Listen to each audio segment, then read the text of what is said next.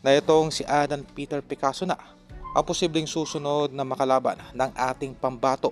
Kung sakali nga na maging matagumpay ang paparating na laban nito kontra Kyunosoki. Kung malala ay nauna nang nangako itong si Koki Kameda na itong si Luis Neri ang isusunod para sa ating pambato. Dahil ang parehong fighters ay nasa ilalim nitong si Kameda, humihingi ng mas malaking guaranteed purse itong si Luis Neri para matuloy ang laban nito kontra Casimero. Kumbaga ay magkakaroon lamang po ng tinatawag na biglang palit o yung backup plan kung sakaling magmatigas pa rin itong kampo ni Luis Neri tungkol sa mas malaking guaranteed purse. Well, ito ay medyo kalabisan na rin, no, para sa kampo ni Luis Neri. Dahil wala naman po itong belt, kumbaga, para mag-demand ng ganong kalaki kontra kay Casimero. Ito yung mga probabilities, no, na posibleng mangyari kung sakaling maging impresibo ang upcoming fight nitong si Casimero ngayong October 25 kontra dito kay Kyunosoki Kameda. Ay isang stepping stone para kay Casimero upang